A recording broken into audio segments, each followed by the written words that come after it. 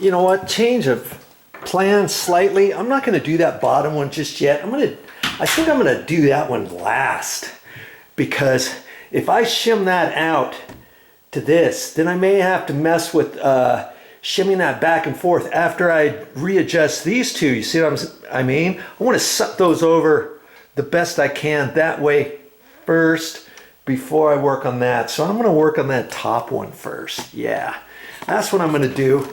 And because this is a solid core door, and because it's only has 3 hinges, usually 6'8" tall doors have 3 hinges, 8-foot doors have 4 hinges. I'm going to take a putty knife. I'm going to take my putty knife and my cat's paw. Okay, this here. In fact, I might take a thicker putty knife. I got a thicker one.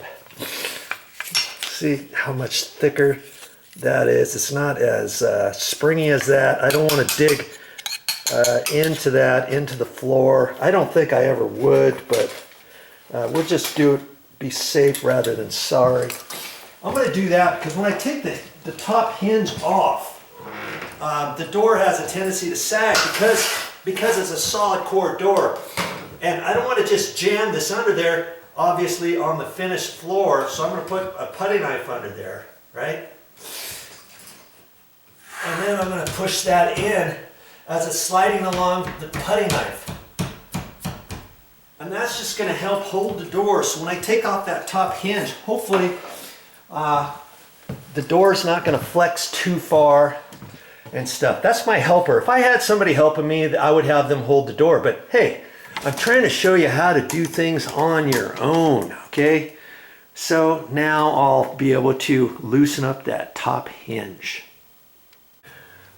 And see, when I was working on all these other interior doors before I took them off to paint and all that, I adjusted all of these, and I think, you know, I was planning on painting this door, but I just ran out of time and I wanted to leave this door closed. And I left the other doors here in the garage, and because it's in midwinter, I decided to that I'm going to paint this in the summer. Well, I've remembered now. I already drilled the holes and put the screws in. See, I put one here and there.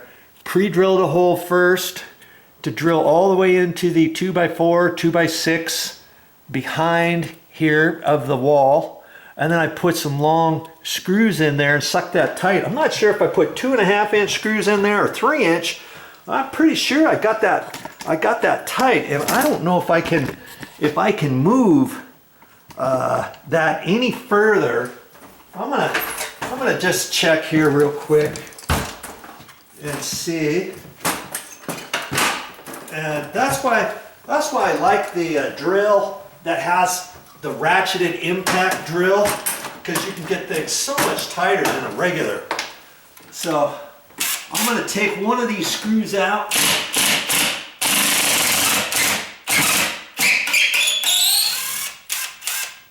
Yeah, 2.5-inch, and it was sucked in there pretty tight. I just don't know if I can get a 3-inch any tighter than what was there, and to suck that up, because chances are there's a shim in there that I've already sucked the door jamb tight up to the shim, or maybe the top edge of this door jamb is right up against the 2x6, and there's no way I'll be able to suck this that way any further. But just for the sake of argument, I got a 3-inch screw here, and I'm going to see if I can't ram it in there.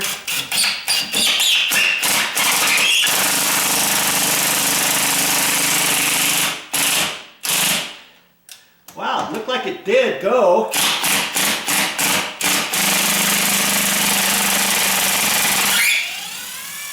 I'm going to put a 3-inch up here, and what you're hearing is a ratcheted drill. Okay, I'm not stripping the head or anything like that. Okay, so I'm gonna get another 3-inch screw and put another one in there, and see if I can't drive that in.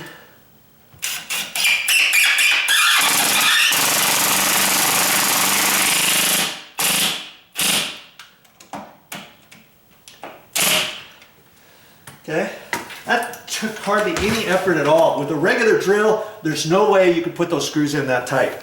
Okay, so I'm gonna put that hinge back together. I'm gonna check this next hinge and do the same thing. Okay, and it looks like I've got like 3 minutes on my SIM card. And so I'm not gonna show you any more on these two. I'm gonna flop those two back. I'm gonna get that out. I may have to adjust that. We'll see. Stick with me. I got a little bit more to show you. I wanna get this door shoe on before Momi gets home. She's out and about. She really wanted that done. And I'm gonna do whatever it takes to get her done. Okay, just for kicks, I've changed the 2.5-inch screws there, the 2.5-inch screws there, put 3-inch, 3-inch. I have not done anything to the bottom one yet. Let's just close this. I want to check that first. I'm pretty sure I'm going to have to do something to the bottom still. I'm looking up here. I think I might have made the gap slightly bigger. And see, I still have kind of a big gap here. That's because I can't push this over any further. And once I move the bottom, you see how tight it is down there at the bottom? That tells me I can move this door away the same way I put the screws in there. There's nothing I can do. See how much closer this is, but that's because this has a bow. That has a slight bow in it, and there's not much I can do about that, is there? And that's okay. I can move this over. That's my next step. If that wasn't far enough, I could take the hinge off and mortise out the back side of the actual door and countersink the door right into the hinge so that the hinge, instead of being flush, would be sticking in a little bit and the actual door would be sticking beyond flush of the hinge on the other side, and that would push that over closer, wouldn't it? I could do that. Nobody would ever see it. It's the garage door. You see how this is flush right here? Well, you would inset that about 1/16 of an inch. You could, and then that would help fix the sag too. But we're not going to do that. I'm going to put my little shims back in there because that's still going to help me with that. I'm going to pull that out, and it looks like I'm going to put those 1¼ sheetrock screws in there. I'm going to let this head stick out just a little, and then screw the hinge back in there. Get that hinge to be tilted. Check it. I may have to adjust it back and forth a couple different times, you know, but that's my next step. Now real quick, just before I get ready to pull that off, when I put those 1¼ screws in there, I could just screw them in, but I don't like doing that. I don't want to split the jamb or anything. Chances are I wouldn't, because this is an exterior jamb. And if this was an interior jamb, of course I would pre-drill before I put screws in. Okay, because you don't want to split anything off. That's why I got my other drill here, the drill bits, and I'm all set to go. I'll see you in a minute. You see what I mean? I'm going to use those 2 screws, and I'm going to screw it in or unscrew it a little bit. Ooh wee, that's funny. I ran out of storage on my my little SIM card, so I had to get that transferred over to my computer so that I had an empty SIM card, because all my SIM cards are full with all kinds of videos that I still have to show you. But I wanted to finish this one here. Remember, this was I just put that door shoe on the bottom, and I had to cut it and fit it along the bottom there. I've got it all nicely screwed in now and stuff. Granted, after the winter, I'm going to have to take that shoe back off, and I'll have to do some more adjusting probably, because I've got to paint this door, this frame. I have to put new hinges on it because I want to have nickel finished hinges and knobs. I'm going to take this off. I'm going to take the deadbolt off. You know what? I'm probably going to put that on Facebook Marketplace. Maybe. I don't know.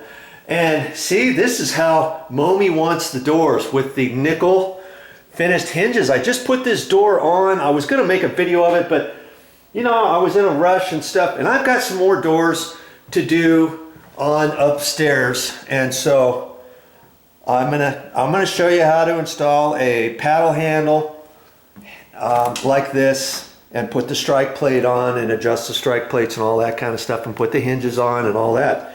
I'm like, doesn't that look nice? That's how the door is supposed to look, you know? And I've got it all painted now. I've got the hardware installed on it, and it closes fine and all that kind of stuff. And I'll show you that another time. I'm glad this threshold is done, because let me tell you, that took a while to do. If you remember, the bottom of that threshold rubber bit was really super stiff, and they used to, when I used to install those years ago, they used to be more pliable so that they would kind of fold over and sweep on the threshold a little bit better. This one, not so much. So I had to do some contouring, and I believe this threshold has a slight bow to it too, because I had to take my file and shave off some of it and trim off some of it and make it contoured and stuff to fix and to fit this particular door. I even looked underneath the door to make sure I didn't have any gap at all. And see, I don't have any gap, do I? No gap whatsoever. And I'm glad I got my head down there nice and tight, because it was hitting in the middle. It had a slight bow to it. And had I have not done that and pushed it down and not checked it, I wouldn't have fit it properly, and there would have been a big old gap underneath right over in here. And so, you know, now there's not. And when you put on a threshold like that, you want to make sure that when you close the door, you kind of have to push a little bit on it, because you've got that weather stripping at the bottom that needs to be hitting and rubbing, okay? And so I got it pretty good. I had to adjust it, and I had to adjust this hinge, put the shims, put the screws back behind it, push the door over to raise that up. And I think I showed you that on the first part of this video, or the first part of the last particular video on this. And you know, Mommy's, she was getting all paranoid because she wants to make sure that the air doesn't come in here, because in the winter it gets cold. It gets cold. So got the weather stripping down there on the bottom of that, got the weather stripping on the edge of the door here, and it fits into a nice little groove in the door. This is an exterior door frame because it's going out into the garage, and then this fits on there, and it's a vinyl, and it folds back into a V-shaped, and it kind of pokes right into the side. I like that kind of weather stripping. When I get ready to repaint, I'm going to take this off, because the last person who painted, they weren't very good, were they? Because they didn't pull the weather stripping off. You pull that off with the putty knife, and I'm going to have to end up going to the store. I could clean that off, possibly. We'll have to see. But if I can't clean that off good enough, I'll take this off and replace it. And besides that, you see there? Look how short it is. Right there. I'm getting air right through there because this is short. And what I could do is, at the store, they sell these by the length, 7-foot pieces. They don't sell a piece for the header, and I only need this one for this one door. So I would have to buy 3 7-foot pieces. Well, guess what? Maybe I only have to buy 2 7-foot pieces, and then I can use this side piece because it's nice and clean along here. I can recut that and put that up there, because this one's got some paint on it. Like I said, I don't know if I can get all this paint off. If I can get the paint off, I can save this piece. And then maybe I'll save these side pieces or something. If I can get the paint off of this, I only need one piece, right? So I could go to the store and just get one piece. But make sure you take this, make sure if you're gonna do something like that to match your existing conditions, you take one of the pieces off with you to the store, because believe me, they have different colors. I've seen this in black, I've seen it in a chocolate brown. I've seen it in a dark brown. I've also seen it in 3 different whites. Can you believe that? 3 different white colors. And when I get ready to paint this front door on this side and this side, this is the front exterior door. Well, obviously, I'm only going to be painting the door frame up to here. And see, the last person who painted this, they didn't pull that off. They painted this with this door closed. Look at that. And they thought, oh, we can't get inside because it's locked up. We'll just paint that. You know, nothing doing. I'm not going to do that. I'm going to end up taking this off and replacing it. Look at all that red paint. There's no way I'm gonna clean that. Plus, it's got gouges in it. This one here is all ripped up right in over here. Okay, and you know, I'm gonna take this to the paint store, or I'm gonna take this to the Home Depot, and Lowe's actually has this too. Lowe's, I saw it in 3 different whites. They got this kind of off-white. It's almost kind of like a putty color. And then they had a bright white. And then they also had a pearl or platinum white, I think they called it. 3 different whites. Can you believe that? And so I might kind of look at this and decide what kind of weather stripping color to put on there. I don't necessarily have to get this off-white. I could get a bright white if I wanted to match up with this bright white out here. Okay, enough of that. In any case, I was telling you about Momi is really conscious about trying to not let the air come in. And on this particular door, there's weather stripping on the bottom of the door. And I looked before. I did not see any air gap underneath here. And I think it's really good. She ended up buying this anyways. Oh, it's a little leprechaun. And I kept telling her, there's no air coming through there, but you know, it goes in one ear and out the other, and I just gotta have to chuckle about it. She wants to have that, and by golly, she's gonna have it. And so you could do something like that, or if this threshold on the bottom of this door, it has to be screwed underneath the bottom of the door. Lots of times you have to take the door off. Take the old weather stripping piece, the door shoe or whatever, unscrew it, take it to the store, whatever. Okay. And another thing, there's a crawl space to go underneath this floor. And it happens to be back in there, and I can get in this room and I can feel that it's cold because there's a trap door there. I was thinking about putting weather stripping around the trap door, just that foam weather stripping to fit underneath the little piece that flops over. There's a nice little piece of trim that fits over the nice new finished flooring that we put on. But you can still fill air. And so what I told Momi, she gets all paranoid about stuff like that, and I guess I don't blame her.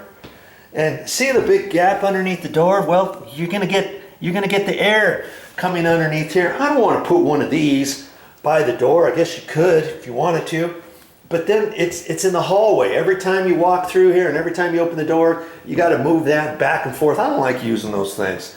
She likes it for just variety. She's got a reindeer head on another one she's got on a front door at another place.